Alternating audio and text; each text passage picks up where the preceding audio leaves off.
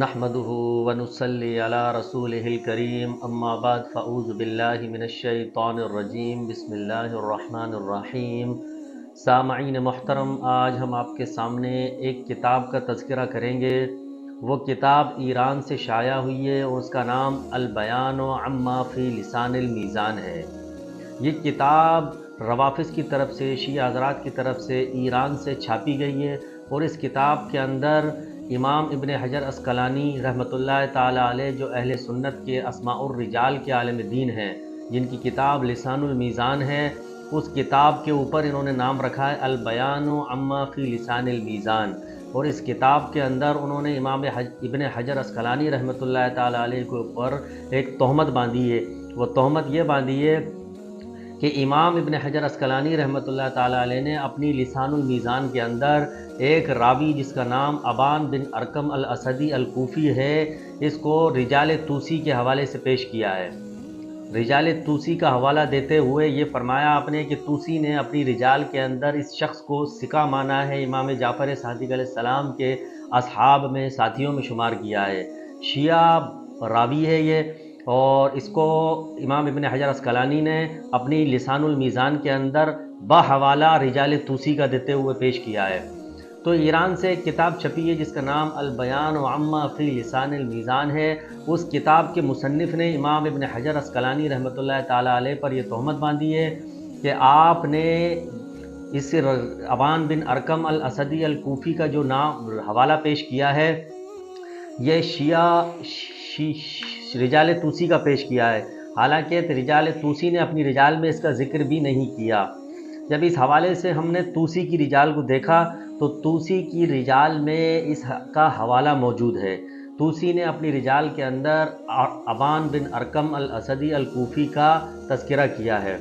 مگر دیدہ دلیری اور ہٹ دھرمی اور تعصب کی حالت یہ ہے ان لوگوں کی کہ جن لوگوں سے صحابہ کرام محفوظ نہ رہے ہوں، ازواج محفوظ نہ رہی ہوں، اہل بیت اطہار محفوظ نہ رہے ہوں، وہ امام ابن حجر عسقلانی رحمۃ اللہ تعالی علیہ کو کب چھوڑ سکتے تھے؟ تو انہوں نے ان کو بھی نشانہ بنایا، اور نشانہ بناتے ہوئے یہ جھوٹا الزام امام ابن حجر رحمۃ اللہ تعالی علیہ کے اوپر لگایا کہ انہوں نے اپنی لسان المیزان اسماء الرجال کی کتاب کے اندر توسی کی رجال کا حوالہ دیتے ہوئے یہ بات کہی کہ توسی نے اپنی رجال کے اندر اس ابان بن ارقم الاسدی الکوفی کا ذکر کیا ہے، اور بات صحیح کہی ہے انہوں نے کہ توسی نے اپنی رجال کے اندر ذکر کیا ہے۔ اور پھر آگے اس نے یہ ہیڈنگ قائم کر کے یہ بات کہی کہ ابان بن ارقم الاسدی الکوفی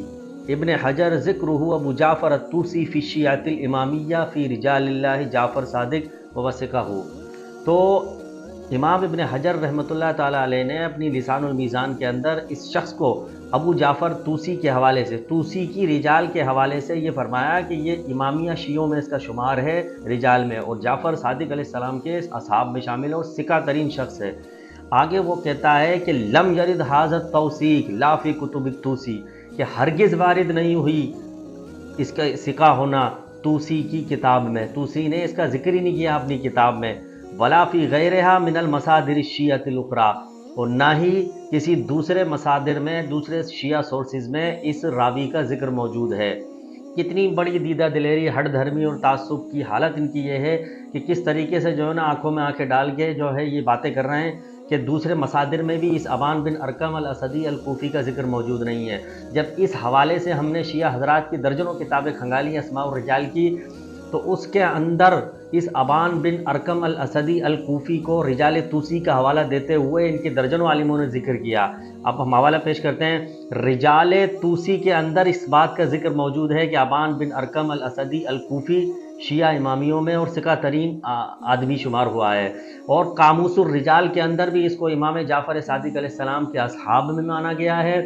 اور ثقہ ترین مانا گیا ہے۔ اسی طریقے سے موجم رجال الحدیث قاسم الخوئی صاحب کی لکھی ہوئی ہے، تقریباً 26 یا 25 جلدوں پر مشتمل یہ کتاب ہے اسماء الرجال کی، اس کے اندر بھی انہوں نے طوسی کی رجال کا حوالہ دیتے ہوئے ابان بن ارقم الاسدی الکوفی کا تذکرہ کیا ہے۔ اسی طریقے سے رجال نجاشی کے اندر ابان بن ارقم الاسدی الکوفی کا تذکرہ موجود ہے، اور یہ طوسی کے حوالے سے موجود ہے۔ تنقیح المقال امام عبداللہ مامکانی کی 40 جلدوں پر مشتمل اسماء الرجال کی کتاب ہے، اس میں بھی ابان بن ارقم الاسدی الکوفی کا تذکرہ موجود ہے۔ اسی طریقے سے موجم روات الحدیث یعنی کہ موجم مجموعہ حدیث کے راویوں کے مجموعے میں بھی اسے راوی ابان بن ارقم الاسدی الکوفی کا تذکرہ موجود ہے۔ اسی طریقے سے المفید من موجم رجال الحدیث کے اندر بھی اس راوی ابان بن ارقم الاسدی الکوفی کا تذکرہ موجود ہے۔ اب یہ جو بات کر رہا ہے کہ دوسرے شیعہ سورسز میں، دوسرے شیعہ کتابوں میں رجال کی ذکر ہی نہیں ہوا ہے اس شخص کا، اب درجنوں کتابوں کے حوالے ہم آپ کے سامنے پیش کر رہے ہیں، اور اس سے زیادہ بھی ہم پیش کر سکتے ہیں، مگر طالب حق کے لیے جو حق کو سمجھتا ہے، حق کو قبول کرنے والا ہے، اس کے لیے یہ حوالے کافی ہیں۔ ان ساری کتابوں کے اندر، اور اس چوٹی کی شمار کی جاتی ہیں شیعہ حضرات کے یہاں اسماء الرجال کی کتابیں، شیعہ حضرات کے یہاں اسماء الرجال کی معتبر اور مستند ترین کتابیں شمار کی جاتی ہیں۔ موجم رجال الحدیث ہو گئی، موجم روات الحدیث ہو گئی، رجال نجاشی ہو گئی، رجال طوسی ہو گئی، قاموس الرجال ہو گیا، المفید من موجم رجال الحدیث، اس کے علاوہ اور بھی بے شمار کتابیں ہیں۔ اب دیدہ دلیری، ہٹ دھرمی، اور